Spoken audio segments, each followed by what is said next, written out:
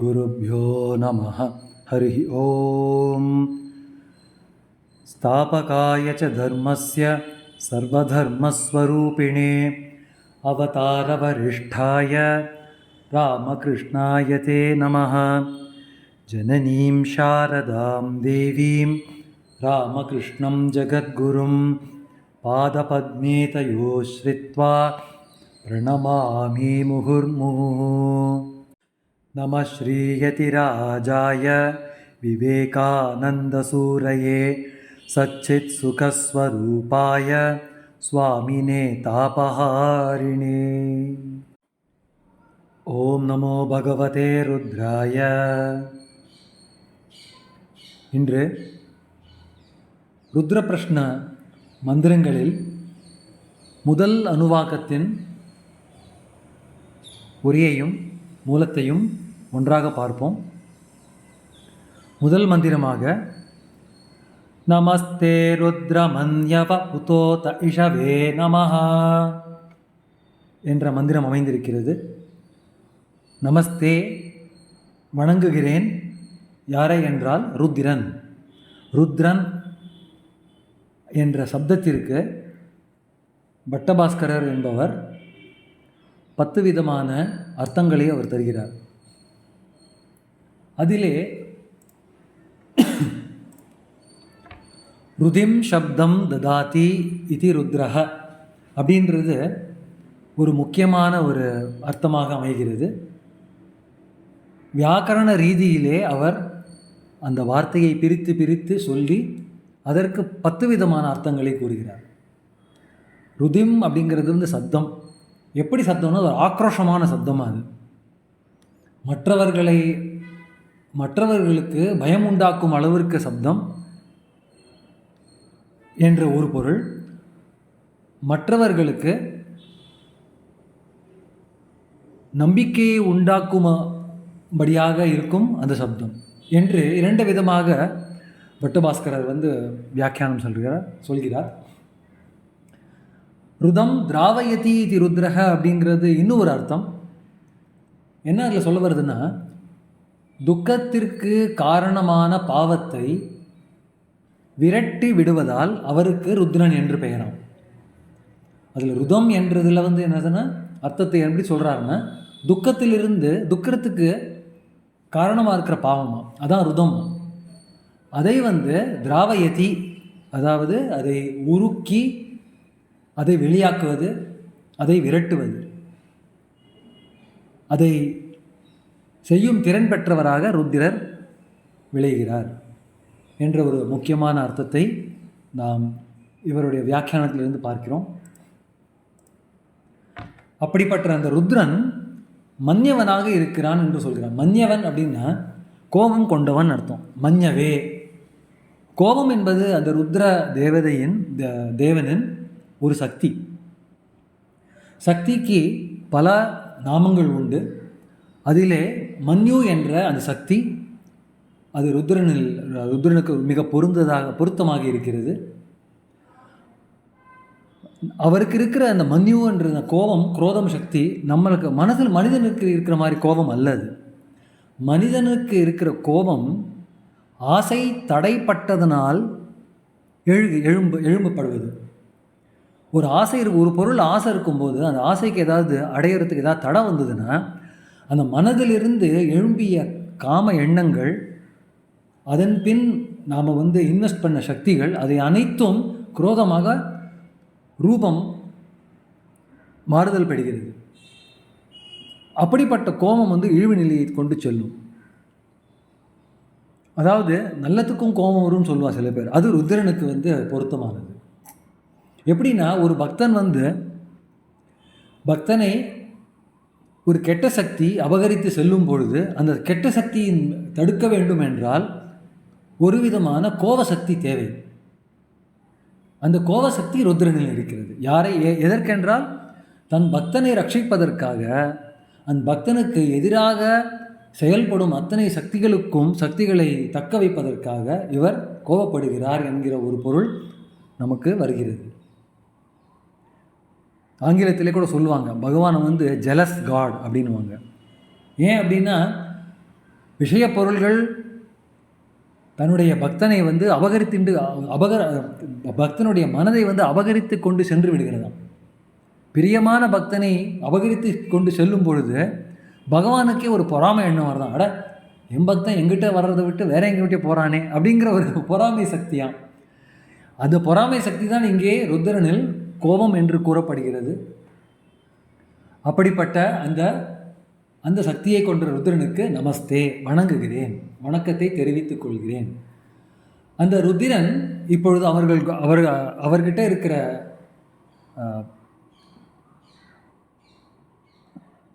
உபாதிகளை கூறி அவருக்கு வணக்கத்தை செலுத்துகிறார். இந்த பக்தன் இந்த ருத்ர பிரஷ்னத்தை எழுதியவர் என்று சொல்லலாம், இல்லைன்னா இந்த ருத்ர பிரஷ்னத்தை அவர் அனுபவித்தவர் என்று சொல்லலாம், ரியலைஸ் பண்ணவர் என்று சொல்லலாம். நமஸ்தே அஸ்து தன்வனே பாகுபியாம் உததே நமஹ. உத அப்படின்ற பொருள் வந்து மேலும் என்று என்பது பொருள். ருத்ரனுக்கும் நமஸ்காரம். மேலும் அவனிடம் இருக்கும் தனுஷ், அதாவது வில், கையிலே அவர் வில்லை தாங்கி கொண்டிருக்கிறார். பரசுதான் இருக்கும் என்று நமக்கு பெரும்பாலுமாக தெரிய வருகிறது. ஆனால் அவர்கிட்ட வில்லும் இருந்திருக்கிறது. திரிபுர ராட்சசர்களையும் அந்த நகரத்தையும் அழிப்பதற்கும் ஒழிப்பதற்குமாக அவர் வில் அம்பை உபயோகித்திருக்கிறார் என்று புராணம் சொல்கிறது. அப்படிப்பட்ட அந்த தனுஷ், அதை கையில் கொள்வதாக இருக்கும் கை, பாகு, ஷோல்டர்ஸ், இந்த இரண்டிற்குமே நான் என் வணக்கத்தை தெரிவித்துக் கொள்கிறேன் என்பது முதல் மந்திரத்தில் கூறப்படுகிறது. நமஸ்தே அஸ்து தனு தன்வனே பாகுபியாம் உத தே நமஹ. சாஸ்திரம் இந்த தனுஷுக்கும் பாகுவுக்கும் பலவிதமான, சாஸ்திரம் என்று சொல்வது புராணங்கள், இதற்கு பலவிதமான அர்த்தத்தை கூறுகிறார்கள். அதாவது அவர் மேருமலையே வந்து தன்னுடைய தனுஷாக வைத்திருக்கிறார். அந்த தனுசில் இருக்கிற கம்பி, தந்தின்னு சொல்லுவாங்க, அந்த தந்து வந்து ராஜசர்ப்பமாக திகழ்கிறது அப்படிங்கிற ஒரு வியாக்கியானம் கொடுக்குறாங்க. அதே இன்னொரு புராணம் என்ன சொல்கிறதுனா, அவருக்கு வந்து பிரணவ மந்திரம் தான் தனுஷம். அதுக்கப்புறம் அந்த தனுஷை கோக்கிற அந்த கம்பி வந்து காயத்ரி. அதிலிருந்து எழும்பும் நாதம்தான் ஹ்ரீங்காரம் என்று சிலர் கூறுகிறார்கள். இப்படியாக பலவிதமான அர்த்தத்தை நாம் காணலாம். அப்படிப்பட்ட அந்த ருத்ரனுக்கு எனக்கு என்னுடைய நமஸ்காரத்தை தெரிவித்துக் கொள்கிறேன் என்பது கூறுவது முதல் மந்திரம். இரண்டாவதாக, யாத் இஷு சிவதமா சிவம் பபூவதே தனுஹோ சிவாசரவ்யாயாத பதயானோ ருத்ரமிடய. மறுபடியும் அவருடைய உபாதிகளை கொண்டு ருத்ரனை போற்றுகிறது இந்த இரண்டாவது மந்திரம். இஷுஹு,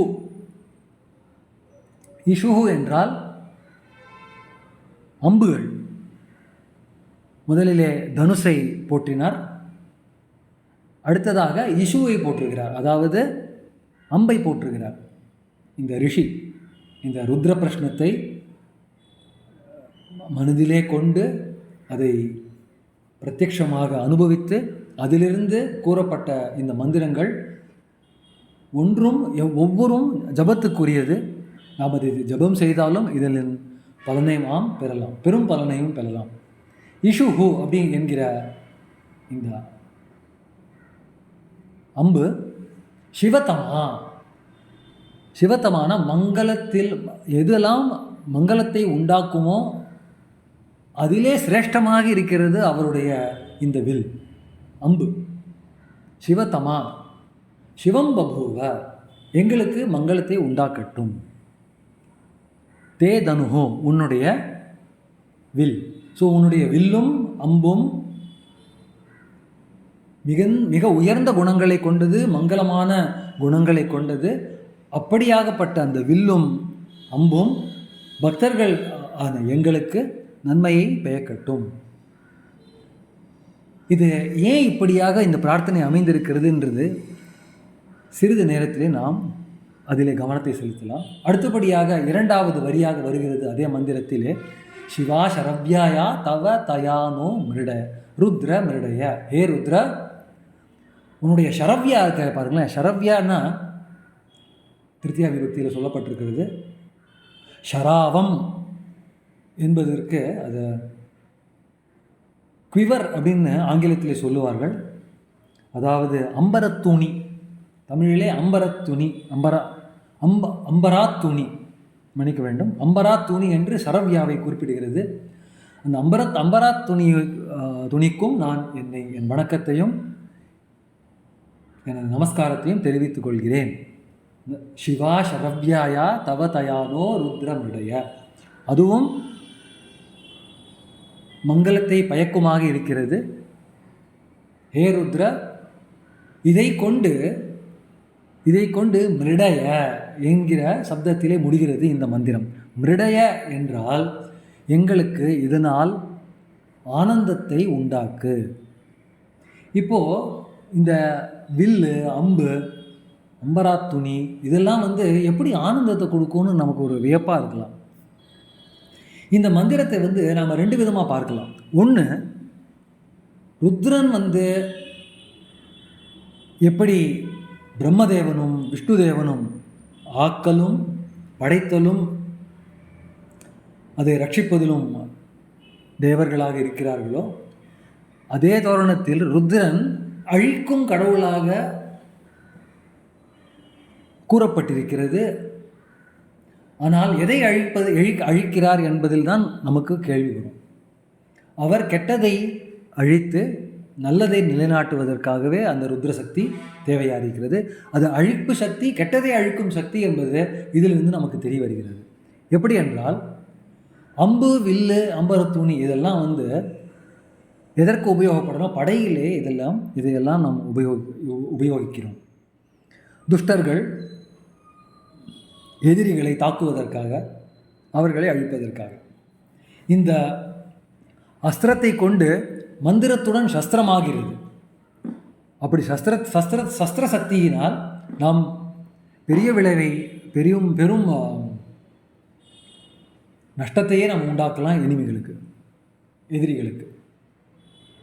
ஸோ அப்படிப்பட்ட இந்த ஆயுதங்களை வைத்துக்கொண்டு, ஆயுதங்கள் எனக்கு எப்படி சந்தோஷத்தையும் சௌக்கியத்தையும் ஆனந்தத்தையும் பயக்க இயலாகும்? அதாவது இந்த ஆயுதங்கள் வெறும் அஸ்திரமாக திகழ்ந்தால் அது எய்ந்தது எதை நோக்கி எய்யப்பட்டுகிறதோ அதை போய் தாக்கிவிடும். ஆனால் இந்த அனைத்து அஸ்திரங்களும் மந்திர சக்தியினால் யாருக்கு அந்த வித்தியை தெரியுமோ, மந்திர சக்தி பிரயோகத்தினால் அதை நாம் விடும் பொழுது, நாம் மனதிலே என்ன எண்ணத்தை கொண்டு விடுகிறோமோ அது சாஃபல்யமாகும். எந்த திசையை நோக்கி நாம் அதை செலுத்துகிறோம் என்பது ஒரு பொருட்டே அல்ல. அப்படியாக இந்த எய்தின அம்பு என்னை தாக்காமல் என் எதிரிகளை தாக்கி அவர்களை மழித்து எனக்கு ஆனந்தத்தை தருவிப்பாயாக. அந்த எதிரிகள் பற்பல, நம் உள்ளும் அந்த எதிரிகள் இருக்கிறது. அரிஷட்வர்க்கங்கள் என்று சொல்கிற அந்த 6 எதிரிகளும் நம் உள்ளே இருக்கிறார்கள்.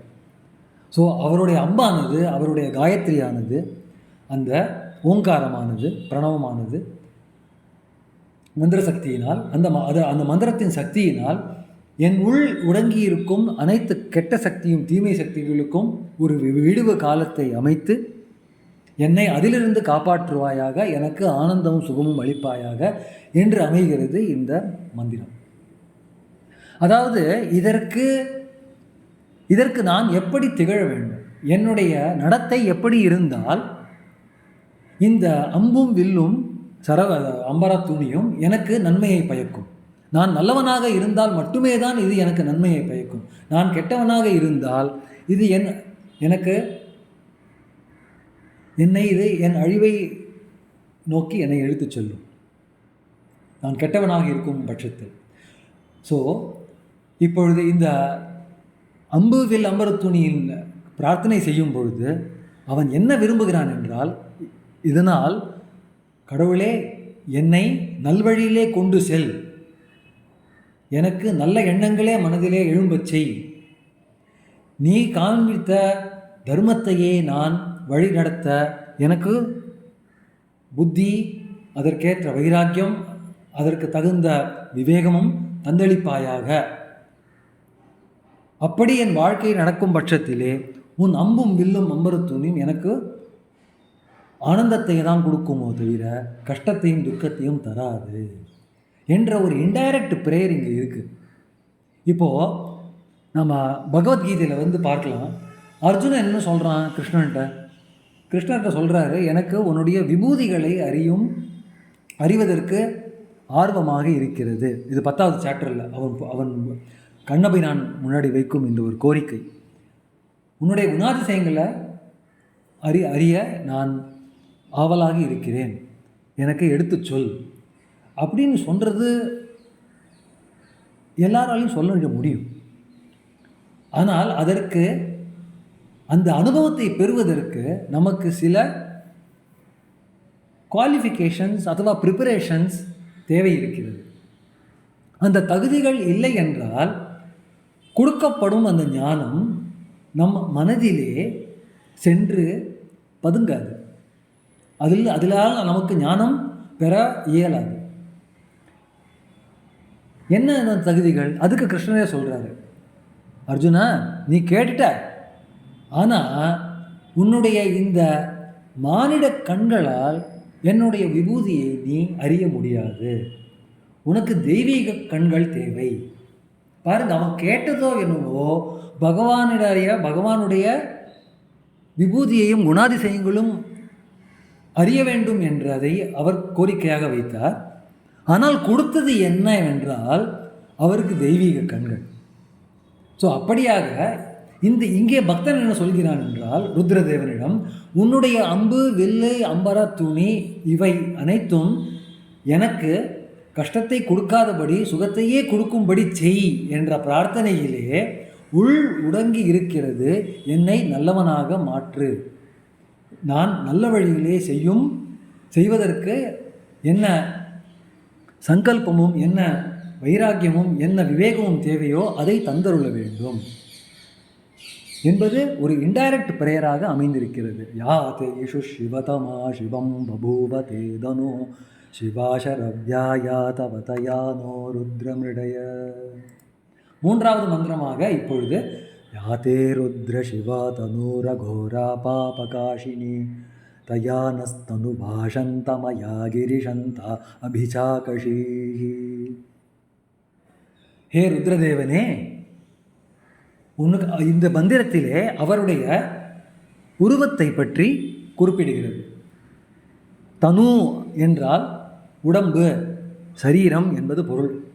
இங்கே அவருக்கு சரீரம் என்று அர்த்தம் கொள்ள முடியாது, அவருடைய ரூபம் என்று அர்த்தம் கொள்ளலாம்.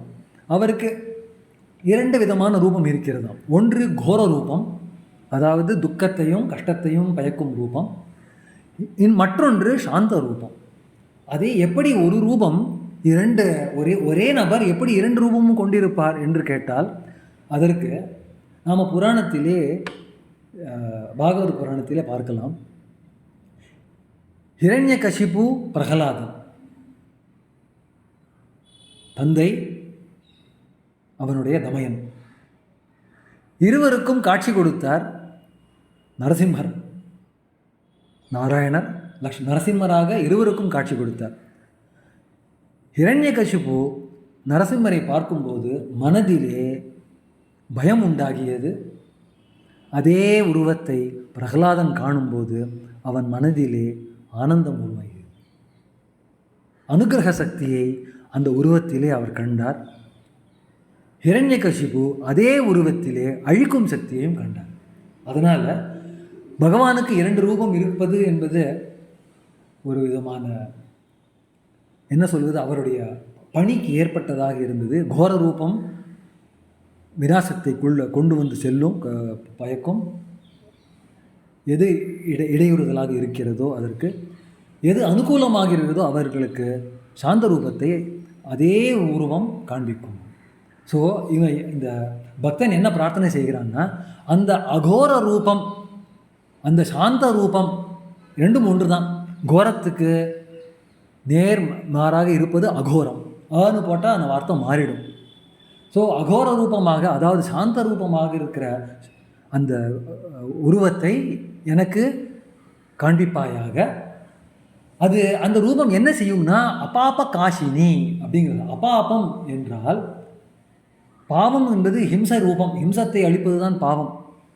அது யாருக்கும் இஷ்டம் அல்ல. அந்த இடத்திலிருந்து அந்த பாவ நிலையிலிருந்து பாவத்தை நீங்கிய மோட்ச நிலையை நீ எனக்கு பிரகாசப்படுத்துவாயாக என்று இந்த பிரார்த்தனை அமைந்திருக்கிறது. அந்த ரூபம் சிவமானது என்று சொல்கிறார், மங்களமானது. அவருடைய தனுஷ் எப்படி இருக்குன்னா சந்தமயா அப்படிங்கிறார். உயர் நலம் அளிக்கும். சந்தம்னா உயர் நலத்தை குறிக்கிறது. அந்த தனுஷால், அந்த வடிவினால், அந்த தனுவால், அந்த வடிவினால் எங்களுக்கு அபிஜாகஷீஹி, எங்கும் ஆத்ம தத்துவம் விளங்கும்படி அருள்வீராக. அபிஜாகஷீஹி என்ற பொருளுக்கு என்ன சொல்கிறாருன்னா, எங்களை ஆனந்தத்திலே வைப்பாயாக. அது என்ன ஆனந்தம்னா பகவத் சிந்தனையில் பெரும் ஆனந்தம். அது பிரகாச ரூபமான பகவத் சிந்தனையை பெரும் ஆனந்தத்தை எனக்கு தந்தருள்வாயாக. யார்கிட்ட கேட்குறார் அப்படின்னா ருத்ரன். அந்த ருத்ரனுக்கு இன்னொரு பெயரும் சொல்கிறார், கிரி அப்படிங்கிறார். கிரி அப்படின்னா மவுண்டன். இங்கே இந்த இடத்துல மவுண்டன்னா மலைன்னு எடுத்துக்கக்கூடாது, மலையிலே வசிப்பவன் என்று எடுத்துக்கணும். ஏன்னா மலைன்னு சொல்லும்போது அது நபும்சக லிங்கம் மாறிடும். அப்புறம் பகுவிரி சமாசம் கொண்டு அது அங்கே வசிப்பவன் என்று, யார் அங்கே வசிக்கிறாரோ அவர் என்று ஒரு சமாசத்தை பண்ணி சொல்லிடுவாங்க. அதெல்லாம் சம்ஸ்கிருதத்துடைய வியாக்கரண லட்சணங்கள். ஸோ அப்படியாக கிரி என்று சொல்கிற வார்த்தையில் மலையிலே உறைபவனாக திகழ்கிறான். நம்ம லிட்ரலாக கைலாசத்தில் இருக்கிறார்ன்று எடுத்துக்கலாம். இல்லைன்னா மலையில் உறைபவன் அப்படின்னு அர்த்தம்னா, மலைப்பிரதேசத்தில் நம்ம பார்க்கலாம் மேகங்கள் கூடியிருக்குமோ, அந்த மேகத்திலே தண்ணி ரூபத்தில் அவர் அங்கே இருக்கிறார். தண்ணி எதுக்கு எடுத்தோம்னா பகவானை வருஷா ரூபமாக போற்றுவது நமக்கு வழக்கு இருக்குது. ஏன்னா அவர் இந்த வருஷா ரூபமாக தான் இந்த பீஜத்தை உயிர் கொடுக்கும் ஜீவ பீஜத்தை பூமியில் செலுத்துகிறார். அதிலிருந்து உத்பீஜமாகவும் அண்டஜமாகவும் அப்புறம் கர்ப்பஜமாகவும் பல உயிர்கள் வருகிறது. அதனால் தண்ணி ரொம்ப முக்கியமானது நம்மளுடைய சாஸ்திரத்திலே நம்ம பிரபஞ்சத்தை நிலைநாட்டுவதற்கு. அப்படியாக அது நீராகவும் இருக்கிறான்னு சொல்வதற்கு அடையாளமாக கிரி அப்படின்னு சொல்கிறாங்க. இன்னொன்று என்ன, கிரின்னா நம்ம சொல்லும் வார்த்தைகளுடைய அர்த்தம், அதுவும் கிரி அர்த்தமாக திகழ்கிறார் அவர். அதுக்கப்புறம் இன்னொரு அர்த்தமும் சொல்கிறாங்க அந்த கிரிக்கு. என்னென்னா ஓங்காரத்தில் எதை கொண்டு ஓங்கார ஜபம் செய்கிறோமோ அவராக திகழ்கிறார் அவர், அந்த ருத்ரன். அதுவும் கிரி தான். சந்தா அப்படின்னா சம் தனோதி இது சந்தா. சம்னா சுகம், சுகத்தை வழங்குபவன், எங்கும் பிரச்சலிப்பவன், யார் ஜீவர்களின் மத்தியே சுகத்தை அளிப்பவன், அவன் தான் சந்தா. ஸோ கிரி சந்தான்னு சொல்கிறதுல பகவானை அந்த கைலாயத்திலும் இருக்கும் இறைவனை, ஈஸ்வரனை நாம் எல்லா பக்தர்கள் மனதிலேயும் ஒரு இன்பத்தையும் ஆனந்தத்தையும் உருவாக்குபவனாக அவரை போற்றுகிறது இந்த மந்திரம். அடுத்ததாக 4வது மந்திரமாக யாமிஷும் கிரிஷந்தகஸ்தே பிபர்ஷஸ்தவே சிவாங்கிரித்ரதாம் குருமாகி கும்சீஃப் புருஷம் ஜகத். கிரிசந்தா அதே வார்த்தை தான் மறுபடியும் இங்கே பிரயோகம் பண்ணியிருக்கு. கிரிசந்தா கையிலை கிரியிலிருந்து கொண்டு உலகிற்கு இன்பத்தை ஊட்டுபவர் என்பது பொருள். இந்த அர்த்தங்கள் எல்லாம் ஸ்ரீ ருத்ரம் என்கிற தமிழாக்கத்திலே சென்னை மடத்திலே வெளிவந்த இந்த புஸ்தகத்திலே இது அனைத்தும் நீங்கள் படித்து பலன் பெறலாம். அதிலிருந்து தான் முக்கியமான வியாக்கியானத்தை நான் எடுத்து சொல்கிறேன். விசேஷம் வேறு ஒன்றும் அல்ல. அந்த உலகிற்கு இன்பத்தை ஊட்டுபவர் ஏன் இன்பம்னா ஷம் ஷம் தனோதி, ஷம் என்றால் என்ன, ஷம்னா இன்பம் அப்படின்னு சொல்கிறாங்க. ஸோ அதனால தான் கிரிசந்தா, இன்பத்தை ஊட்டுபவர். அதுக்கப்புறம் இன்னொரு சப்தமும் யூஸ் பண்ணல, கிரித்ர அப்படிங்கிற ஒரு சப்தமும் விவகாரம் பண்ணியிருக்கா. அதுக்கு என்ன அர்த்தம்னா, கைலையில் இருந்து அமர்ந்து கொண்டு யார் கைலைநாதரிடம் அடைகிறார்களோ அவர்களுக்கு திரன திராயத்தே, ரக்ஷணம் செய்பவன், பாதுகாப்பு அளிப்பவன், அதான் கிரித்ர. ஸோ இவர் கிரிசந்தா கிரித்ர என்று இங்கே ருத்ரனுக்கு விசேஷமாக 2 பெயர்களை கொண்டு அவரை வணங்குகிறோம்.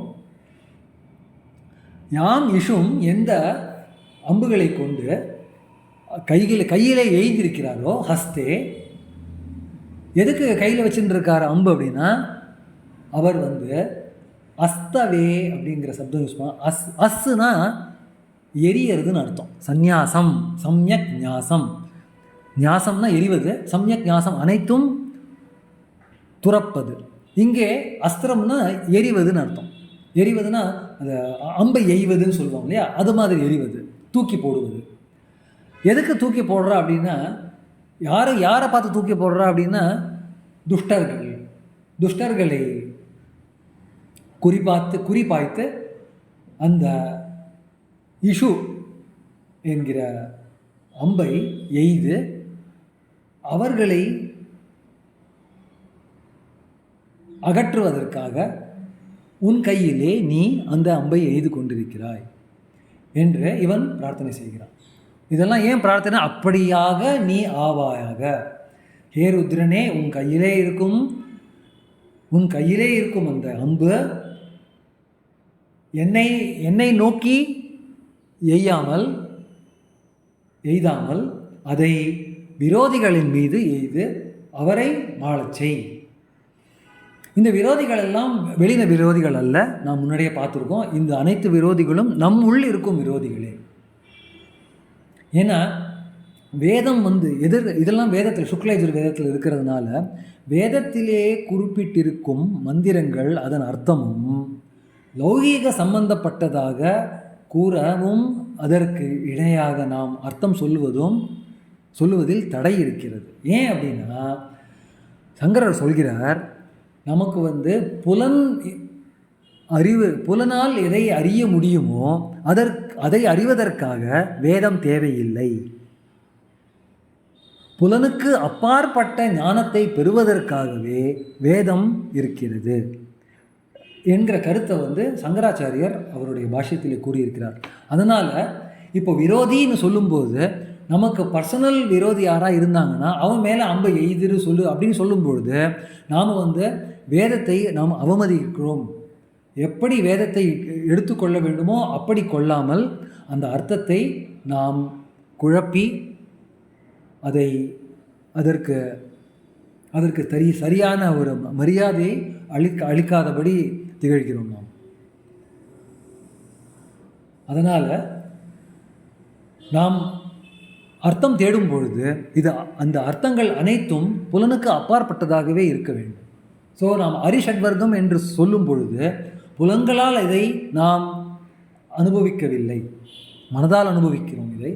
அதனால் அந்த விரோதிகளையே உன் அம்புகள் சென்று மாய்க்கட்டும், அந்த விரோதிகளை மாய்க்கட்டும் என்று அமைகிறது இந்த பிரார்த்தனை. சிவாம் கிரித்ரதாம் குரு மாஹி கும்சி. புருஷம் ஜெகத், மற்ற ஜெகத் அப்படின்னு சொல்லும்போது இந்த தேகம், மற்ற தேகத்தில் ஒரு விதமான கஷ்டங்களையும் நீ கொடுக்காதே. மாஹிகும் சீஹி, துக்கத்தையும் கஷ்டத்தையும் கொடுக்காதே என்று கூறுகிறது இந்த மந்திரம் 4.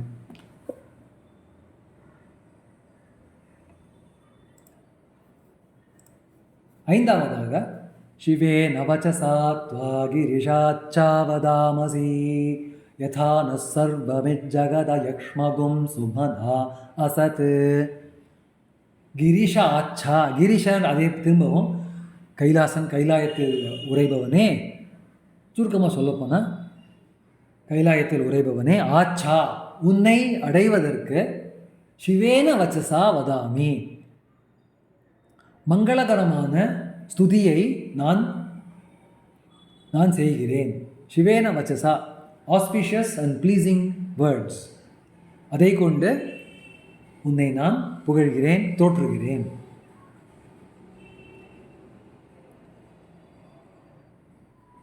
சர்வம் இத் ஜெகதா அயக்ஷ்மணா சுமனா அசத். இந்த உன்னுடைய கிரீஷா, உன்னுடைய இந்த சக்தி, உன்னுடைய நல்ல குணங்கள், உன்னுடைய ஐஸ்வர்யங்கள், இது அனைத்தும் மக்களை காப்பாற்றுவதற்காகவே இருக்கப்படுகின்றன. அயக்ஷ்மம், அயக்ஷ்மம் என்றால் இது ஒருபொழுதும் உன்னுடைய இந்த சம்பத்துகள், உன்னுடைய இந்த சக்திகள் ஒருபோதும், அயக்ஷ்மா என்று சொல்வதுன்னா வியாதிகள் இல்லாத நிலை, வியாதிகள் இல்லாத நிலையை பெற உன் சம்பத்திகள் அனுகிரகம் செய்கிறது. Sumana, let us develop mutual goodwill. அப்படியாக உன்னுடைய உருவமும் உன்னுடைய புகழும் கீர்த்தியும் அமைகிறது என்று அவருக்கு 5வது மந்திரமாக இந்த பிரார்த்தனை அமைகிறது. 6வது மந்திரமாக அத்யவோசததி பக்தா பிரதமோ தைவ்யோபிஷக்.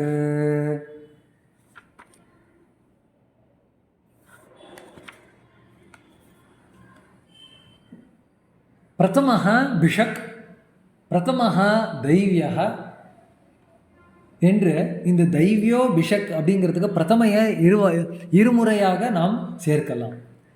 இல்லை ருத்ரனை பிரதமனாகவும் தெய்வமாகவும் பிஷக்காகவும் நாம் காணலாம். 3 விதமாக, இதுக்கு 2 அர்த்தம் இருக்கிறது. முதல் அர்த்தம், பிரதமனாக இருக்கிறான் அப்படின்னா ருத்ரன் தான் ஆதி புருஷன், அப்போ பிரதமனாயிடுறார். அவர் தெய்வீகமானவன், தெய்வியோ. பிஷக், அவர் எல்லா ரோகங்களுக்கும் அவருக்கு எல்லா ரோகத்திற்கும் அவருக்கு ஔஷதம் என்ன என்றது தெரியும். He is the foremost among the physicians. Modern லாங்குவேஜில் சொல்லுவாங்க மல்டி ஸ்பெஷலிஸ்ட்னு சொல்லுவாங்க. மல்டி ஸ்பெஷலிஸ்ட் டாக்டர் எல்லா பல விபாகத்திலையும் அவருக்கு பாண்டித்யம் இருக்கும். சைல்டு சைக்காலஜி எடுத்தாலும் இருக்கும், ஹார்ட் சர்ஜன் எடுத்தாலும் இருக்கும், ஆர்த்தோபெடிக்ஸும் இருக்கும்.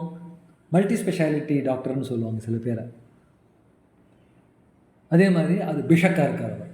ஸோ இல்லைன்னா 2வதாக பிரதமஹா தெய்வியக பிரதமஹா பிஷக் அப்படின்ற ஒரு அர்த்தத்தை கொள்ளலாம். அதாவது தெய்வங்களில் அவர் முதன்மையாக திகழ்கிறார். அதற்கு பிறகு மருத்துவரிலும் அவர் முதன்மையாக திகழ்கிறார். பிஷக்னா மருத்துவர், அவர்களிலும் அவர் முதன்மையாக திகழ்கிறார். இந்த சம்சார கடலிலே மனிதன் தன் வாழ்க்கையின் லட்சியம், அந்த லட்சியத்தால் அடைய வேண்டிய சுகம், இந்த 3ஐயும் இழப்பதற்கு பல காரணங்கள் இருக்கிறது. அதனால தான் சம்சாரம் என்று சொல்கிறோம். மறுபடியும் மறுபடியும் மறுபடியும் இது சுழன்று கொண்டே இருப்பதால் அது சம்சாரம். சம்யக்கு சரதி. இந்த சம்சாரத்திலே நமக்கு வேண்டிய வைத்தியம் என்னவென்றால், பிறவி இறப்பு இரண்டத்திலும் நாம் சிக்கிக்கொண்டு தவிக்கும் இந்த ஆன்மா, இதிலிருந்து விடுபடுவதற்கு என்ன விதமான ஔஷதம், மருந்து தேவையோ அந்த மருந்து என்ன என்று ருத்ரனுக்கு தெரியும். அந்த மருந்தை அவர் அந்த தந்தளிக்கும் காரணமாக அவரை பிரதமஹா பிஷக் என்று கொள்கிறோம். இதை சர்வசாதாரணமாக சில பேர் சொல்லுவாங்க, அந்த கோயிலுக்கு போய் நீ மருந்தீஸ்வரர் அப்படின்னு திருவான்மியூரில் ஒரு இருக்குது, நீ அங்கே போய் பிரார்த்தனை பண்ணுற, உனக்கு டைஃபாய்டு வேறு ஏதாவது ஜுரங்கிறலாம் இருந்தால் போயிடும் அப்படின்னு சொல்லுவாள். அது நம்பிக்கை காரணமாக, அந்த நம்பிக்கைக்கு விரோதமாக நான் எதுவும் சொல்லலை. ஆனால் பிரதமஹா பிஷக்குன்னு சொல்கிறதுல நாம் வந்து டைஃபாய்டு இருந்ததுன்னா இப்போ இருக்கிற காலகட்டத்தில் நாம் டாக்டர்கிட்ட போயிட்டு சரியான சிகிச்சை பெற்று அந்த ஔஷதத்தை நாம் பெற்றோமானால் காணலாம், நமக்கு டைஃபாய்டு போயிடும், கண்டிப்பாக போயிடும். அப்படி தான் மக்கள் குணமடைகிறார்கள். அதனால் அதற்கு வந்து இதில் வந்து ஒரு எதை லௌகீக சமாச்சாரத்திலேயே நாம் சாத்தியமடைய முடியுமோ அந்த அர்த்தத்தை வேதத்திலேயே நாம் பொருத்தக்கூடாது. அதனால தான் பிரதமஹா பிஷக்குன்னு சொல்கிறத காரணமாக நான் கோயிலில் சென்று என்னுடைய இந்த பூத உடலின் வியாதிக்காக நான் பிரார்த்தனை செய்தால் அது வந்து நான் வேதம் கூறியதற்கு வெளிதாக நான் யோசிக்கிறேன், மாறாகன்னு சொல்ல மாட்டேன். அதற்கு வெளியாக நான் யோசிக்கிறேன், அதற்கு வழியாக இல்லை, நான் வெளியாக யோசிக்கிறேன். அதனால் இங்கே வந்து இந்த சம்சார கடலிலே நான் சிக்கியிருக்கும் நிலையிலே, நான் கஷ்டப்பட்டிருக்கும் நிலையிலிருந்து எனக்கு மருத்துவம் அளித்து இந்த வியாதியிலிருந்து என்னை விடுபட செய்கிற ருத்ரனுக்கு என்னுடைய நமஸ்காரங்கள் என்று இந்த 6வது மந்திரம் அமைகிறது.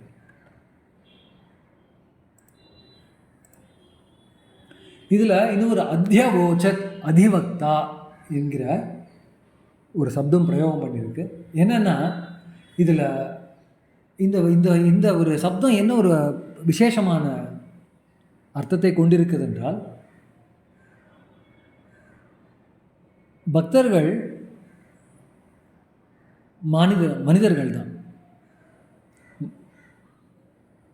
தவறு செய்வதற்கு பல காரணங்கள் இருக்கிறது. ஆனால் தெய்வம் ஒரு சக்தி தான் நம் செய்த தவறுகளை அகற்றி அதை பிரித்து தனித்து வைத்து நல்லதையே காணும் சக்தி, அதான் தெய்வ சக்தி. இது அதிவக்தான்னு சொல்கிறதுல இந்த ஒரு பகவானுடைய இந்த உபாதி குணம், மாங்கல்ய குணம் கூறப்படுகிறது. He favours the devotees.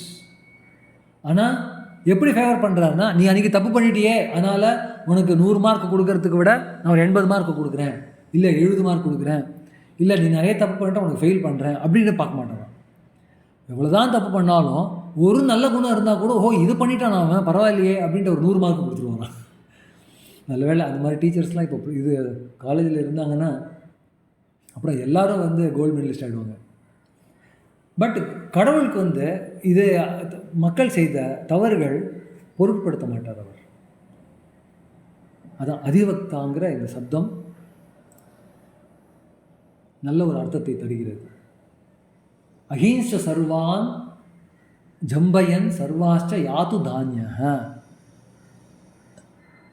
எப்படி இந்த சர்ப்பங்களும் கெட்ட சக்திகளும் கஷ்டத்தை உருவாக்குறதோ, அந்த கஷ்டங்கள் பூதத்திலாலும் வரலாம், தைத்தியர்களாலும் வரலாம். ஸோ எப்படிப்பட்ட கஷ்டமாக இருந்தாலும் அதிலிருந்து எங்களை காப்பாற்றி எங்களுக்கு ஆறுதல் கூறி, எங்கள் என்று சொல்வதில் பக்தர்கள் என்று அர்த்தத்தை கொள்ள வேண்டும். பக்தர்களுக்கு பக்தர்களுடைய பிரார்த்தனைக்கு செவி சாய்த்து அவர்களை அனுகிரகம் செய்வாயாக என்று அமைகிறது இந்த 6வது மந்திரம். அப்படியாக வரும் மற்ற 7, 8, 9, 10 இந்த மந்திரங்களிலே மறுபடியும் கூறப்படுகிறது என்னவென்றால், உன்னுடைய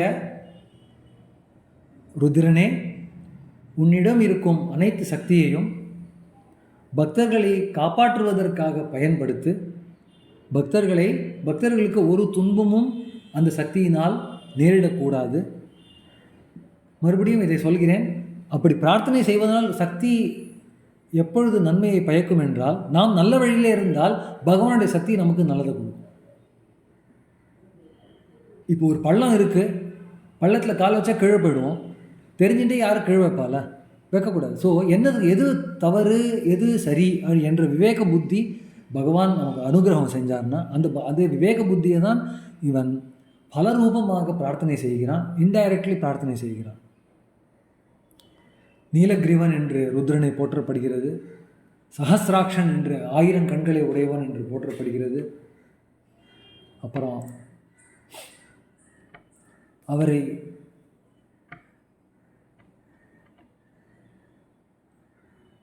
சூரியனாக கருதப்படுகிறது. அவர் சூரியனாக கிழக்கிலிருந்து மேற்கு திசை செல்கிற பொழுது அனைத்து ஜீவராசிகளும் அதை கண்கொள்கிறது. அதை கண்கொள்ளும் பொழுது என்ன ஆகுதுன்னா, ருத்ரனை தான் எல்லாரும் பார்க்கிறார்கள், வேறு யாரும் இல்லை, சூரிய ரூபியான அந்த ருத்ரனை தான் அனைவரும் தரிசிக்கிறார்கள் என்று மந்திரம் 8வது மந்திரம் சொல்கிறது. அதில் சொல்லும்போது உதைனம் கோபா அத்ரிஷன் உதஹாரியன்னு சொல்கிறார்.